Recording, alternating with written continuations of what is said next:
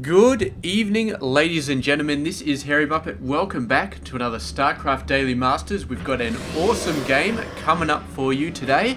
It is going to be a PvP, which I don't believe we've actually done for a long while. We've done a TVT recently off the top of my head, but it's been a while since we've done a PvP, and it's definitely been a while since we've done a ZVZ. So I've got to get one of those out as well, because ZVZs always awesome when they don't result in hour-long swarm host matches. So anyway, moving on, let's introduce the players. Up the top right side of the map, top left, sorry, because there is no one in the top right. It is going to be StarDust. He is 23 years of age, from South Korea, plays for the My Insanity team or the MY Insanity team, whichever one it is, that is what it is. And yeah, he's doing a pretty good job so far. Double gas, gateway build, probably going for a Stargate, oracles galore, blah blah blah. You know the drill by now. So look at there, this guy's going for exactly the same thing. Double gas all over the place, man. These, can't you think of something original? These guys just whatever. So anyway, the his opponent, or this guy's opponent, which was already StarDust, so we've already talked about his opponent, but StarDust's opponent is going to be Patience. Down the bottom left side of the map, here's the Red Protoss player. Also from South Korea, plays for the Alien Invasion team, and nobody's bothered to put his birthday on Wikipedia, so I guess he's not important enough, but we can assume that he is at least, I don't know, 15 years of age or something like that. He may be younger, but it's a fair assumption to make he's older than 15, so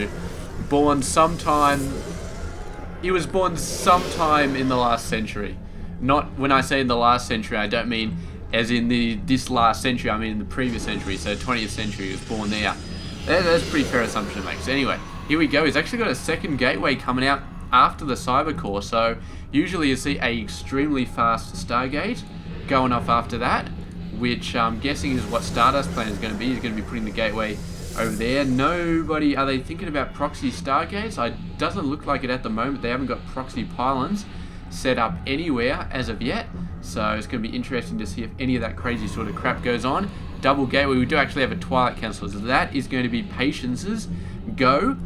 And where is this bloody thing? It's all the way down there, so that's a bit of a crazy backside. StarDust, he's banking up a lot of gas. I'm not sure what he's going for.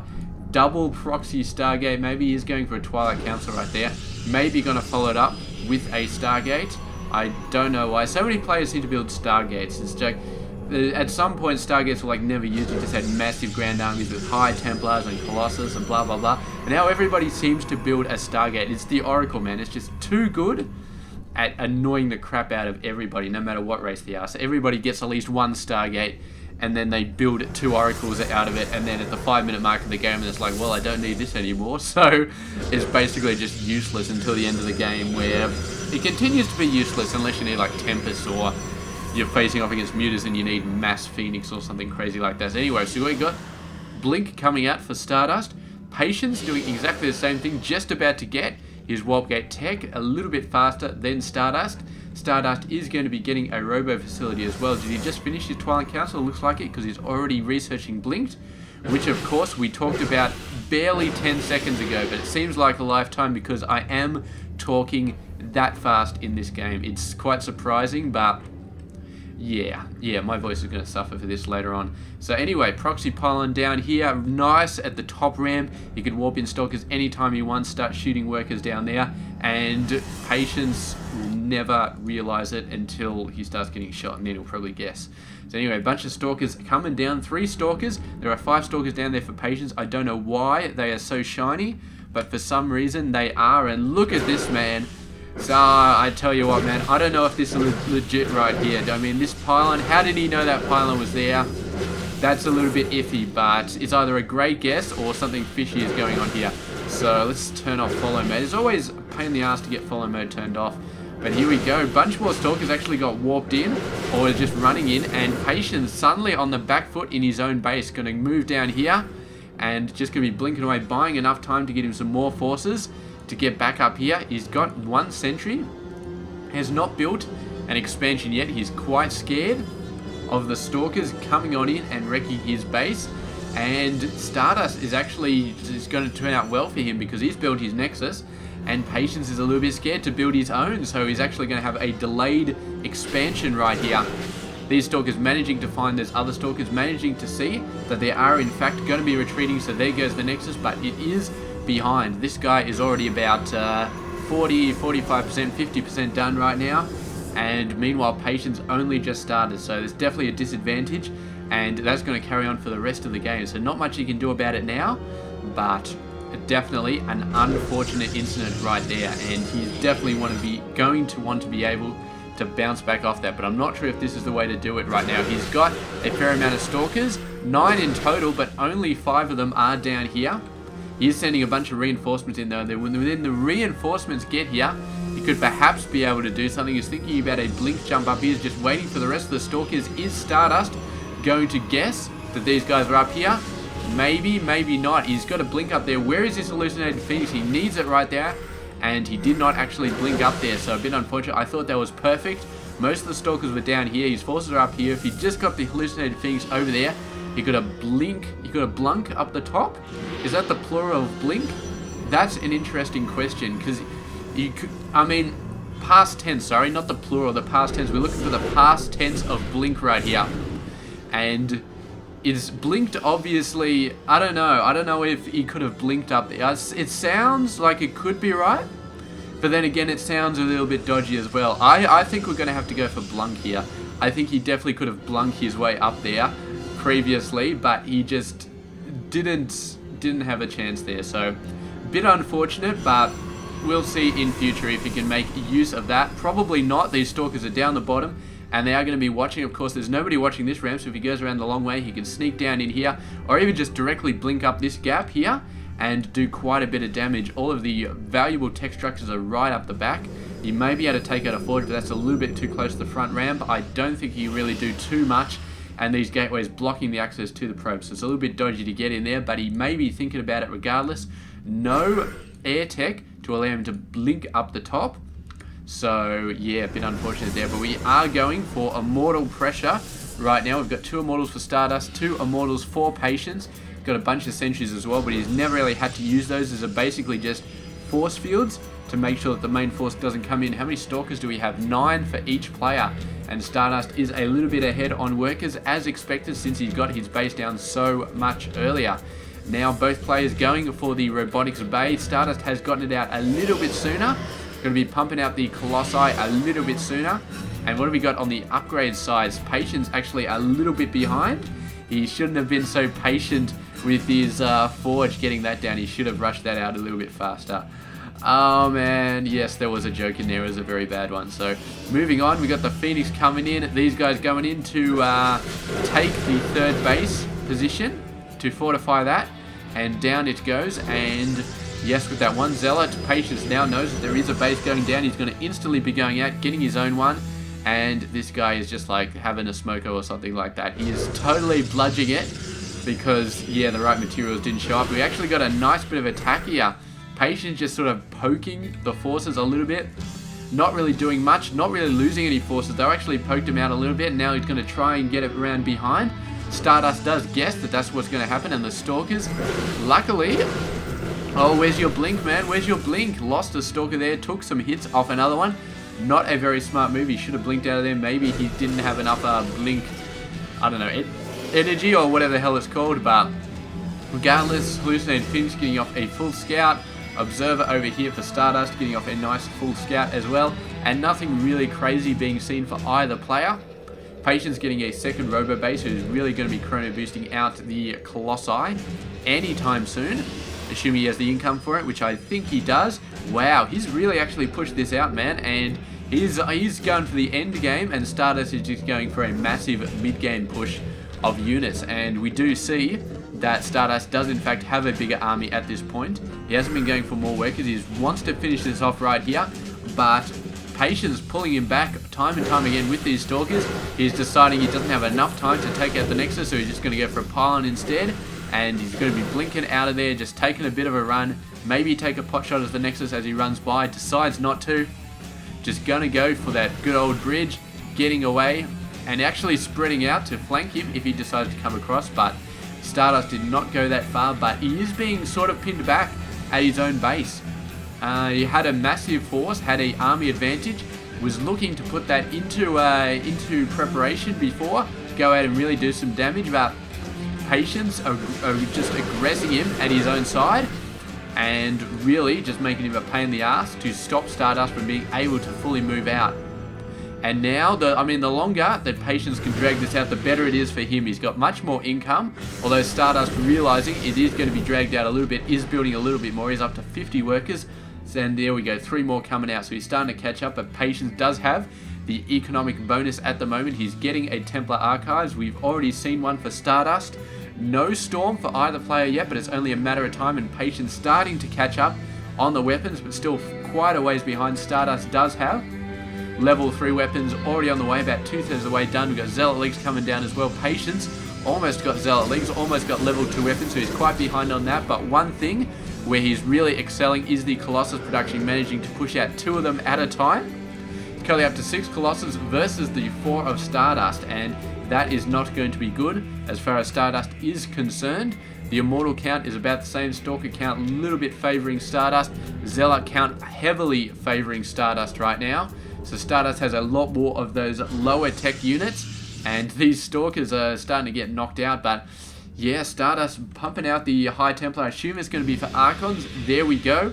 No Storm tech on the way, so it's just going to be big, beefy Archons going on all over the place.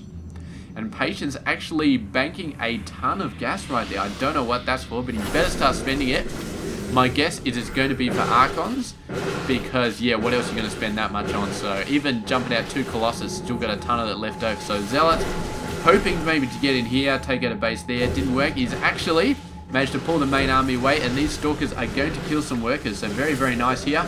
Workers killed count. StarDust has lost 5. Patience has lost 0. So he's been doing some fairly good harassment. The Stalker's deciding to run for it. That is not the direction in which you want to run. And man, look at this army right there. We're going to actually Alt Z so you can see the whole thing. That is a massive army right there. 119 over 87. Patience needs to get something happening right here. Actually, we'll do follow mode on this Colossus right here. That is... Oh, he's doing a split. I don't know why he's doing the splits, but he's... Yeah, it's pretty good. It's pretty good. So the army size, definitely Patience needs to be pumping it up. And he is doing that. He's getting out a ton of Archons. He's used up all of his gas. I assume they're for Archons, man. I don't know what he could possibly else use them for. Feedback on the sentries, maybe. That, yeah, no, probably not worth it. Feedback on a sentry would be overkill, man. No matter what, the thing would probably die. But anyway, we've got this army right here. Patience. Let's have a look at the army tab. 5 versus 4. So he's got a very high Colossus amount. Sorry, yeah, Patience is a high Colossus amount, but the Zealot count is lacking, the Stalker count is lacking.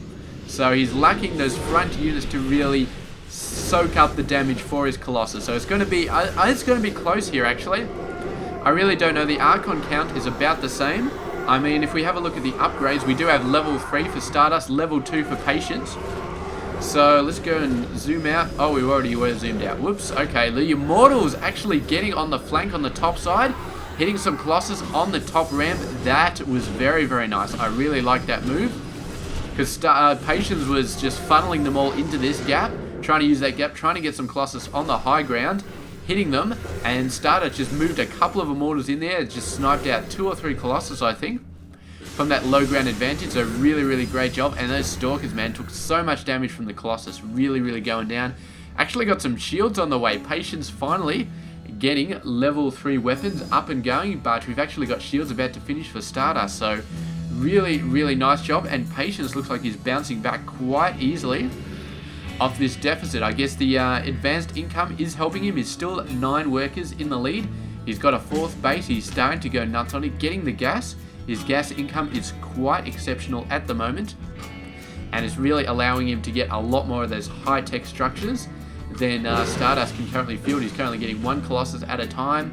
He's bunking up for another robotics facility at the moment, which should be good, but still, I mean, it's more income that Patience has right now than StarDust has. It's more than he could actually use. And StarDust, I don't know, man, he's probably going to go for a bunch more Zealots. He's got the minerals to do it, but who knows, maybe he needs to, he wants to fill out on high energy costs, like high gas costs, like, I don't know, High Templars, Archons, immortals, all that sort of stuff. But if he chooses to do that and not build any zealots, then he is going to end up in the position where Patience maxes out his army way quicker.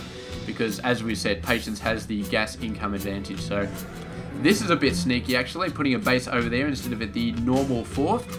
I guess Patience has been a little too fourth going in terms of, what is this, denied? How is that denied? Oh, I like that display. Denied, I'm guessing the forge went down there. That is nuts right there. Yes, the armor getting denied. I like that display right there. I was like, denied? What does denied mean? Does that mean that Blizzard didn't want him to have that upgrade? They patched it out or something like that? No, the forge was actually destroyed. Unfortunately, we do not have a structures lost equivalent of this tab, but I'm sure if we did it, there would be a forge. There we go. So he's building a forge, so he obviously did lose one. But very, very unfortunate that he lost that armor upgrade while it was halfway done. Look at this probe, man. No fear at all. No fear on the probe. He didn't have time for fear. He died so quickly. So, oh, this could be very, very nice. There's going to be a couple of cannons going down here. But the Stalkers, oh yeah, this is basically going to be hard to crack. Very hard to crack. And I don't think he's going to have enough time. The reinforcements are coming in. They're actually, what are they doing? Choosing not to go in there. They're going around the long way or something like that. That's a bit retarded. He needs his main army to push off these forces, because these forces are doing pretty good. He actually, I think StarDust feels like he can stave off this force with just these 3 guys and just with the cannons. And yeah, I think it may work. It may work out. It looks like it has worked out. The Warp Prism up there is going to go on the very high ground. Man, putting up a couple of Stalkers up there, he could probably take out that assimilator. That wouldn't be a horrendous plan, but what do we got going on over here? A bunch of Zealots coming out, attacking the pylon, the Great Pylon War of 2014. And it ended in about 5 seconds. And there we go, built another one. So empires rise, and then they fall, and then they rise again. So Warp Prism coming in here, looking to take something out. Bunch of Stalkers are going to be taking these guys out ASAP. Oh, look how many gateways he's got. That's a bunch, but the Warp Prism does go down. And only 2 Zealots make it into the light, but the cannon is going to be wiping those guys out. Oh, the Pylon War continues. This pylon versus that pylon. Only one could stand in the end. And here we go, the Warp Prism moving in. A bunch of Archons as well. This is a very serious force. And great timing as well, because the main army was out all the way over the other side. And what the hell is Patience doing? Moving his main army out, maybe hoping for a flank of some kind? But who knows? DT is actually coming in for StarDust, man. Ah, there we go. It's just sweeping up all the Zealots, because why the hell not? I didn't even know he went for DTs, but Patience knows he's gone for DTs now. And look at the Colossus numbers. 8 Colossus right here. And they are way on the wrong side of their buffer zone. They need the Archons on the other side right here. Ooh, time warps, and can he get in range? Does not look like it. Mothership Core coming in. That's a very brave Mothership Core, but of course the Archons don't have much to do with this. Patience a little bit funny here.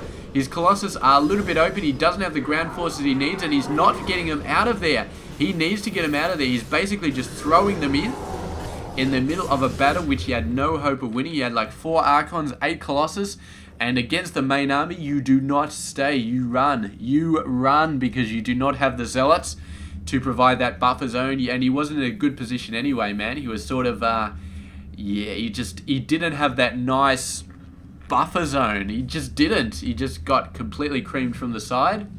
He didn't run.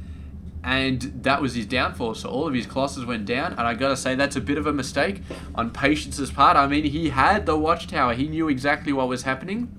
You run. In that situation, you run. Because you do not have the units to fight main army versus main army. He was trying to warp in some stuff there. It was way too late. So there we go. A beautiful game, which ended in a bit of a mistake from Patience, which ultimately lost him the game. So I don't know. I'm going to choose to believe that at that particular moment a fly flew into his nose or something like that. And understandably, when a fly flies into your nose, it's the game, the macro side of the game sort of becomes a secondary consideration for a few crucial seconds. But that's all it takes in StarCraft to lose all your armies. So Alright, there we go. Thank you very much for watching. Congratulations to StarDust for an excellently played game. Congratulations to Patience as well for an excellently played game. And yeah, grats to the Fly, man, because, I mean, they only last a day, but this guy did more than most will in their entire life. So, grats to him. And yeah, I'll catch you guys tomorrow. This has been Harry Muppet. I hope you enjoyed this game.